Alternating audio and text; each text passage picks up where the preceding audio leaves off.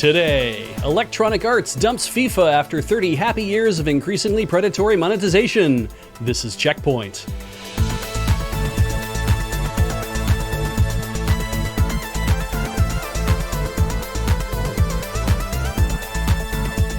Welcome to CheckPoint. You got a problem with that? Put it in your wallet. Yeah, keep walking. In 1993, Electronic Arts released FIFA International Soccer for the Sega Genesis, and now 30 blissful years later, EA will be releasing FIFA 23 and then kicking FIFA to the curb in an epic divorce, because after 3 decades, EA has decided it is no longer worth it to pay licensing fees to FIFA, the Fédération Internationale de Football Association, or that but in better French. Most notable as the football governing body who controls the World Cup and Women's World Cup. This is huge news, as the FIFA series always puts up massive numbers, and it kind of felt like EA and FIFA were made for each other, because, you know, they're both, strictly speaking, evil. One of them claims to be a non-profit, though, so neat, I guess. But sadly for FIFA, however, in EA's efforts to make their games into the all-encompassing football fans' ultimate experience, they also had licensing agreements with plenty of other floozy football leagues on the side, like UEFA's Champions League or the English Premier League. So when EA relaunches their own football offering, Sans FIFA, under the new banner EA Sports FC, it will have, according to a statement from the company, more than 300 individual licensed partners, giving players access to more than 19,000 athletes across 700 teams in 100 stadiums in over 30 leagues around the world. EA must have smelled blood in the water after their only real rival in the football simulation genre was Konami's Pro Evolution Soccer, which you might recall was recently rebooted as Konami eFootball to comically poor results. And for their part, FIFA, who are playing the role of the spurned ex who is doing just fine, actually, thank you for asking, has said that they will overcome. And you know what? They're going to make their own games. And considering they're so good at running a sports league in a totally non-corrupt way, I bet they'll be just awesome at that. Hey, do you like shoes and Pokemon? Then you're probably on some sort of list somewhere. Also, Converse wants you to buy their Pokemon shoes featuring fan favorites like Pikachu, Mewtwo, Lizardon, and yay, Brown Fluffums there. Lest you think these are dollar store knockoffs, I'm told that Lizardon is the actual name of Charizard in Japan, which I'm just immediately fine with, actually.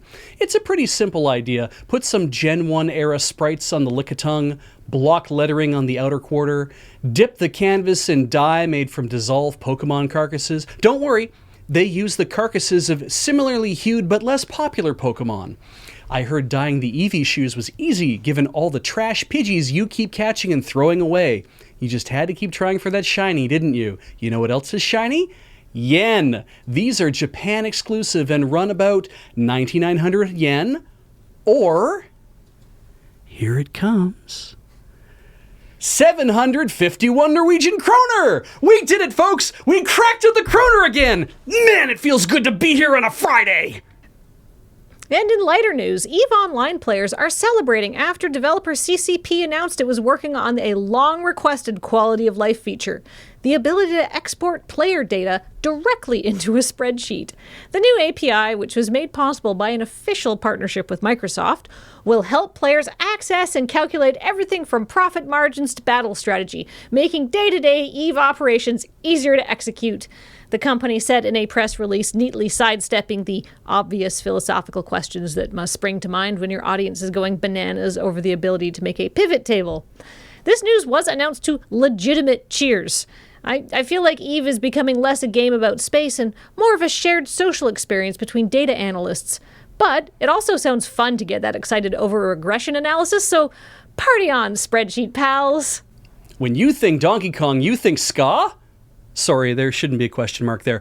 When you think Donkey Kong, you think ska. Checkerboard shoes, sunglasses, white suburban kids skanking in expensive copies of great-granddad's suits, coked-out horn sections, all part of the great Donkey Kong tradition, as Miyamoto intended. Well, not the original Donkey Kong, or Junior, or even Donkey Kong 3, though I'm pretty sure half the ska bands in the world have a dude named Stanley blowing reed. No, Donkey Kong Country is what I mean, and I mean specifically the first game for the Super Nintendo and not the other two that followed, or the ones that came out on the 3DS, or the Wii, or the Wii U, or the Switch, because the first game's soundtrack has been turned into ska.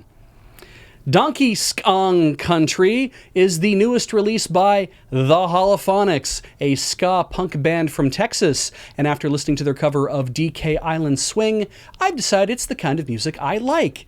Completely indistinguishable from the original track. After all, I've probably listened to video game music on loop more than I've listened to Christmas songs, so I'm already used to hearing it one way and one way only. Any deviation from the norm means sanction and exile. Anyway, it's fun. Go preview it and get a copy if you like it.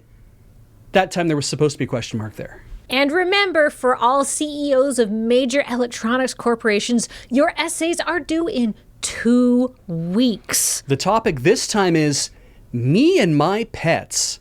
Little Jimmy Ryan from Sony already turned his in and wrote 5 very inventive paragraphs about his 2 cats' birthdays and what it would be like if he owned a dog. And that was great stuff there, Jimmy. But I'm going to hand it back to you without marking it, though, because you snuck some stuff in there that makes us think that you don't respect the fundamental rights of people who have a uterus.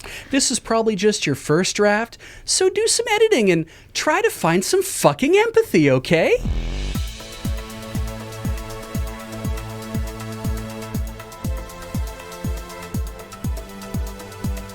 Coming up, Blizzard, a very bad and unfun place to work for many people, has hired its first ever VP of Culture. Her duties will include growing and implementing a culture strategy, presumably to pivot the company away from its previous culture strategy of show me your tits.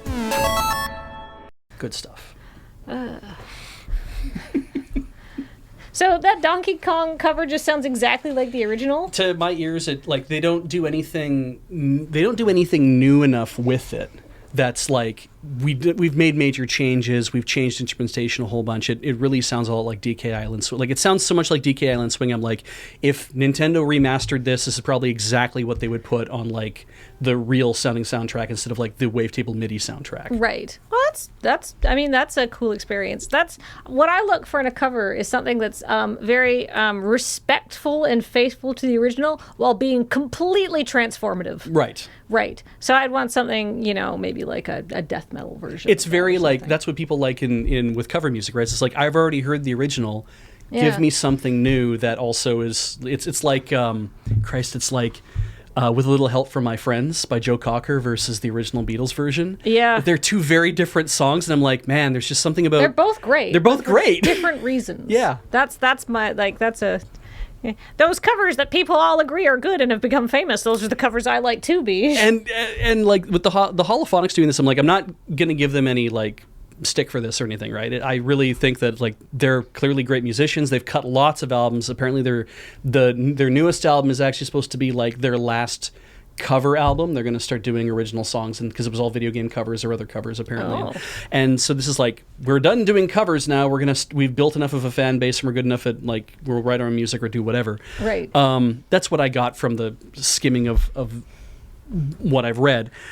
But and I'm like, sometimes it's nice to have a band do the definitive, like to be like, we sound exactly like what you expect. Volume did this with the Amazing Spider Band, where they did an entire album of the original music from the Spider-Man 60s series. But better. But yeah, better, like really fun and everything. And there's a few little quibbles I have with some of their choices, but overall I'm like, it sounds like straight from the sessions. Right. They really worked on trying to do that. And then they did some songs that were like, but then we added distortion to the guitar, and then we added like longer sustain on the bass and like stuff like that. And I'm like, and that makes it different, but also doesn't mean that it ruins the song. It just means it makes it different. And I'm like, I like when a band wants to do that too. When it's like, here's your definitive version. I'm like, it's good. I like it.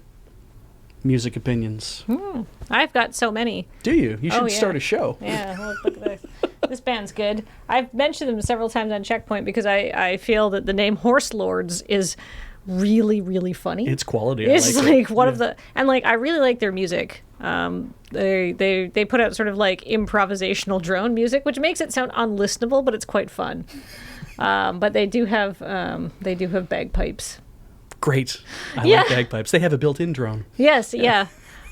So anyhow, but I felt like I had referenced them so many times for comedy that I owed them a t-shirt purchase in addition to other music of theirs I've bought, so I could advertise them more fully and so people don't think I'm making it up. No, fair. Speaking of t-shirt purchases, store.loadingreadyrun.com is open to the entire world now, and if you want to buy any of the stuff that we have, everyone in the world can buy stuff, unless you live in a region where we actually can't ship to because of the war-torn nature of the world in some places right now.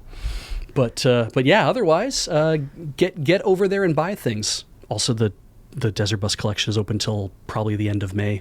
I might close it sooner if I feel saucy, but I'll probably leave it open for a few more weeks. Well, there you go. Don't tempt Beige, or he'll.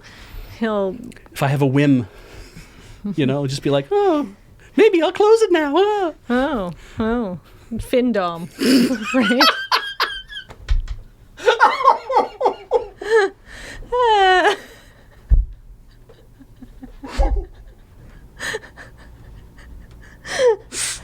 God, I love working with you.